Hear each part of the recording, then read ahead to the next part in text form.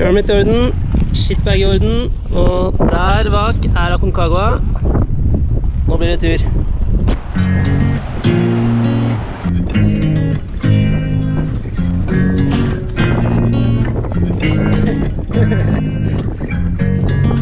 Først å bære litt ekstra. Da er vi på første camp, Camp Conferencia. Ganske ålreite fasiliteter her. Lounge og dining rooms, toalett og... Nå er vi på Hardbarka-ekspedisjon. Ikke fortell noen hjem at det skjer sånn ut.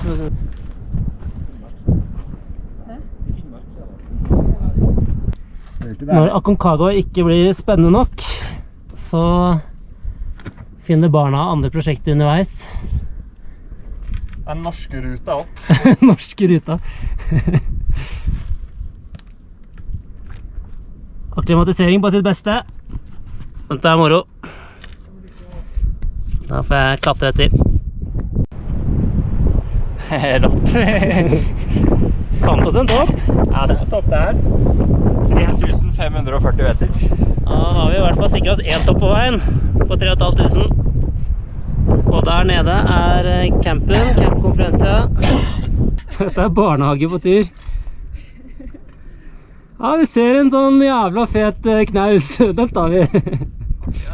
Og litt adrenalin. Oi. Uff. Det er løst. Det er ganske løst der, ja. Da har jeg skilt lag fra de andre nordmennene. Gjengen på 5 der nede, de hadde gleden av å gå opp til Conferencia med i går, og spiste middag og hadde et hyggelig døgn med de. De går rett til basecamp fordi de er ferdig akklimatisert fra en tur i Chile, mens jeg må ta det litt mer rolig for å få gjort akklimatiseringen min. Så jeg er nå på vei opp til et sted som heter Plaza Francia, som er på litt over 4000 meter. Så skal jeg ned igjen til Conferencia i dag. Så blir det basecamp i morgen. Nå ser jeg sydveggen. Jeg ser her nå den vertikale veggen der som er støddekt. Det er da sørveggen av Aconcagua. Ganske mange som ønsker å nå toppen her. Mange håpefulle. Får håpe at flest mulig klarer å nå toppen. Så nå er jeg på 4080 meter over havet, og slapper egentlig bare av. Prøver å la kroppen vende seg til denne høyden, og så skal jeg tusle ned igjen veldig snart. Jeg er ned igjen fra klimatiseringsturen. Blåser litt her oppe, men her nede går det helt greit. Jeg bare håper det roer seg litt opp på toppen før jeg skal opp dit. Jeg tror det er ganske røft opp på toppen i dag. Så har vi forlatt Conferencia på vei til Plaza de Mulas. Det er ca. 17 km dit. Så foreløpig flatt. Skal opp på 4300 meter i dag. Det er basecamp, hvor vi har fortsatt bra med fasiliteter, og kan kose oss videre et par dager til før det begynner på ordentlig.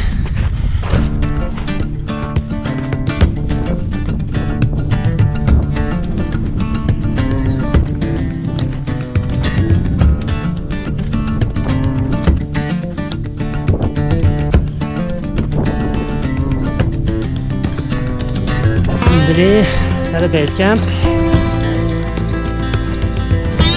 Rett der borte.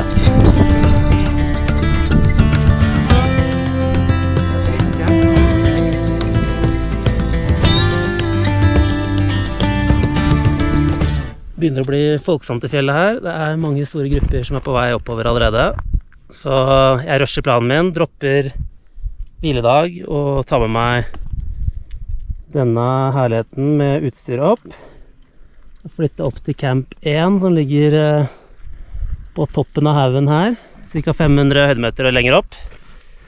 Bli med denne herlige norske delegasjonen av ymse fjellgeiter. Så her De er litt bedre akklimatisert enn meg, og har allerede gjort en carry, så disse flytter til camp igjen.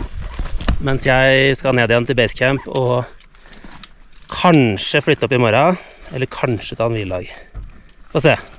Se hvordan kroppen funker. Jeg skal på 5050 meter. Da legger jeg fra meg et litt større depot, egentlig med det meste jeg har av utstyr, og bensin og vann og brenner og det verste. Det eneste som ligger igjen er telt og sovepose og litt småtteri nede i basecamp. Halla! Hvordan står det til? Så greit til. Siste 100 høydemeterne kostet litt. Ja. Låra, de fikk kjørt seg litt i dag. Melkesyre? Ja. Skal kanskje distribuert vekta mer 50-50 og ikke 80-20. Bra jobba da, du er på toppen. Da har jeg cashet utstyret mitt. Ligger inne i steinen her. Sia. God tur ned da. Ha det. Snakkes om 2 dager. Stikker ned fra camp 1 til basecamp.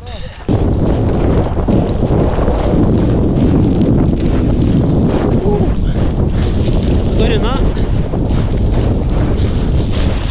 Det tar litt tid å komme opp, men det går jævlig raskt ned igjen.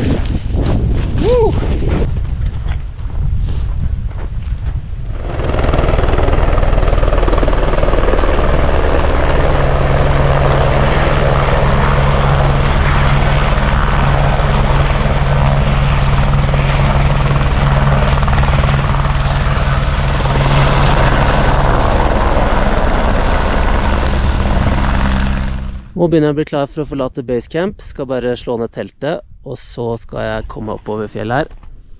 Jeg skal gå 1200 høydemeter, gått forbi det her og videre opp til neste camp. Legge fra meg utstyr og gå ned igjen til Camp Canada på 5000 meter. Så blir jeg sovende der i natt, og så går jeg videre opp til 5-5 i morgen. Det er i hvert fall planen. Kroppen føles bra.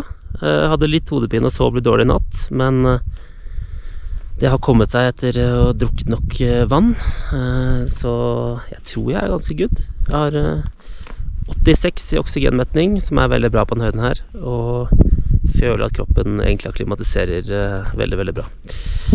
Så det er bare å pakke sammen og komme seg av gårde. Da er det på'n igjen. Bæring i bratta. Nå er det forhåpentligvis siste gang jeg ser basecamp før jeg har nådd toppen. Det er meldt 35 cm med snø den kommende uka. Så det kommer til å bli tøffe forhold oppover, men fordelen er at jeg får lett tilgang på vann da. Det var det problemet oppå her. Siste stegene til camp 1, og jeg ser kjentfolk. Halla! Sporty reven. Hvordan er formen? Den er ganske bra. Hvor skal du være? Takk, takk. Så hyggelig deg her da. Her er det hviledag. Her er hviledag. God stemning. Emil. Hello. Canada. Camp Canada. The money do. It's nice up here. But it's really crowded.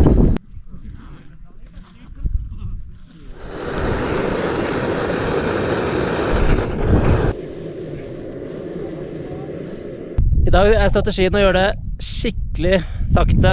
Alt skal gå rolig. I går fikk jeg jo en skikkelig hodepine som varte i hele natt. Ønsker ikke å få det igjen, så jeg tar det skikkelig slow motion i dag. God sol og flott vær og lite vind. Men disse motbakkene i den tynne lufta, det koster krefter altså. Det er skitsomt. Andesfjellene det er pent altså.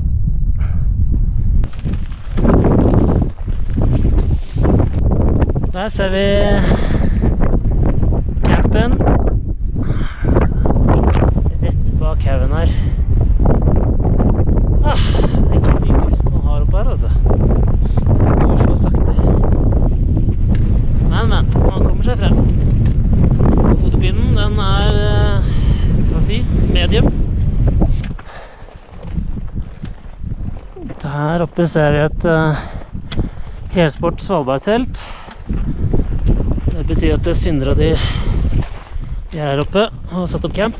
Jeg går opp og ser om jeg ikke finner meg en plass i nærheten av den. Så kan det være litt hyggelig å ha noen å snakke med når man går alene.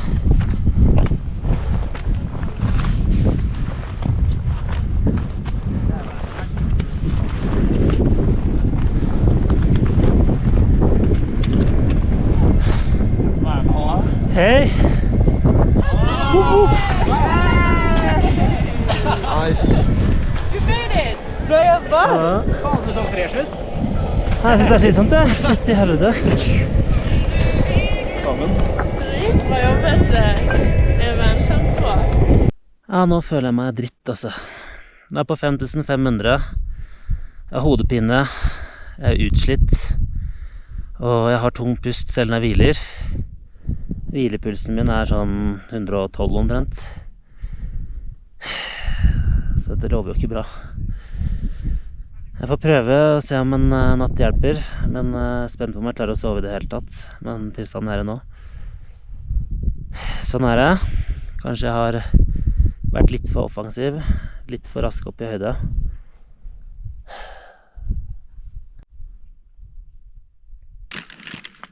Høydesyke er noe skikkelig dritt. Jeg har ikke sovet 1 minutt i natt. Jeg har bankende hodepine. Pusten den er bedre enn den var i går, men hodepinen den blir nesten bare verre. Så jeg tror at jeg har vært litt offensiv, og får svi for det. Det er nok den eneste løsningen for å faktisk klare å komme til toppen, er å droppe ned til forrige camp. Slippe meg ned 500 høydemeter, og håpe at kroppen klarer å hente seg inn der, og at jeg får sove litt. Men det gjør at jeg havner midt i da det verste snøværet, for det havner en halvmeter med snø. Så toppstøtet kommer til å bli megatungt. Men jeg får heller gjøre det tungt enn at jeg kjøper på meg noe alvorlig høydesyke. Ja. Det så jo så lovende ut for bare et par dager siden. Og nå ser det ordentlig dritt ut. Sånn er det å være på tur. Det er ikke alltid det er stang inn. Nå er jeg på vei opp til Camp 3, Camp Kolera, og det er ganske tåkete, og det snør. Så sikten er så som så. Men da kommer jeg meg opp og kommer i posisjon til å kunne støte i natt. Regner med å kunne gå i sånn 3-4 tider i natt. Nå er jeg i Camp 3 på ca. 6000 meter. Det kostet mye krefter å komme opp hit i dag. Etter å ha satt opp teltet så bare satte jeg meg inn i det teltet og sovna sittende. Måtte ta pause for å ta av en og en sko. Var rett og slett helt på stålet. Så jeg er spent på om jeg har noen krefter i natt når jeg har tenkt å bevege meg ut i 3-4 draget på et toppstøt. Jeg må gjøre ca. 1000 høydemeter, og mange av de kommer tidlig. Det er på tidlig og på slutten, så er det bratt. Så jeg er veldig spent.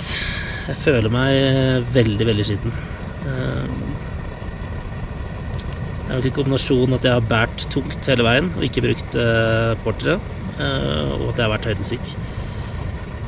Men det er hva det er. Jeg får bare briste eller bære i morgen, og jeg håper jo at jeg skal få til dette her.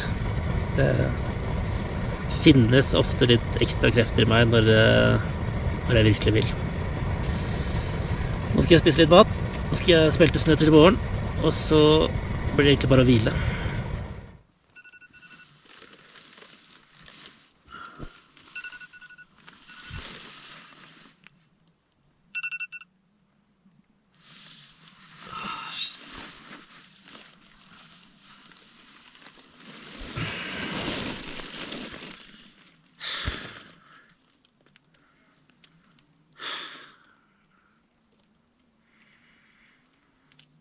All right, let's go.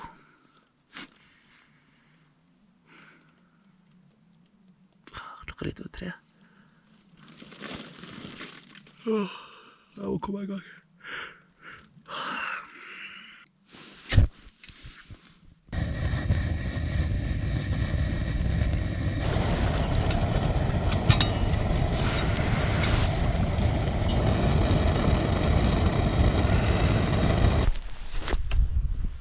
Da er klokka 4:30, og jeg er i gang.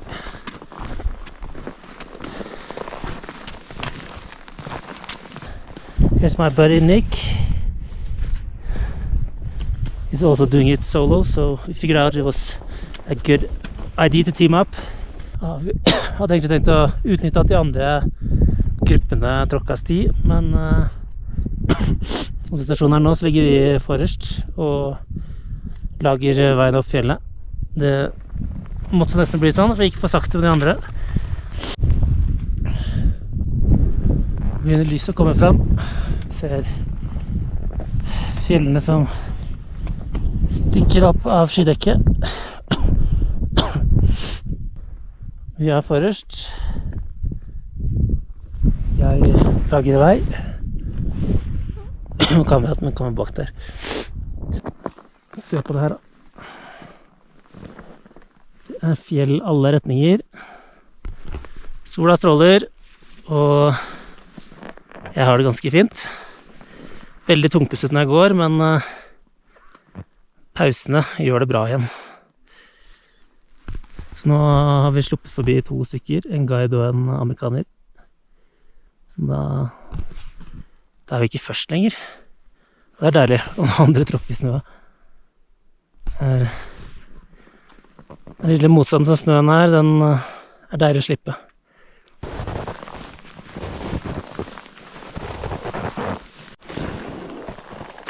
Høyde er ikke noe å tulle med. Han jeg klatret med, han har blitt høydesyk, så han snur rundt. Og tar seg alene ned igjen til forrige camp. Virker som han tok den callen på riktig tidspunkt, så han trygt kan komme seg ned selv. Ja, nå er det jeg som lager vei for redningsteamet. Og hva jeg har forstått, så er det en eks-militær som gikk alene, som har enten blitt høydesyk eller falt og slått seg. Så jeg skal fire ned personen til camp 2 og ta helikopter derifra. Så nære i høyden, da er det en risiko man tar. Spesielt når man går alene. Det er ingen helikopterredning så høyt som det her. Og det tar jo en dag for folk å komme opp. Når vi kom fram til denne argentineren som lå der, så ble det bekreftet at han 110% er død. Så det var jo en tragedie uten like. Yes. Jeg klarte 6962. Kom meg til topp, sa Aconcagua.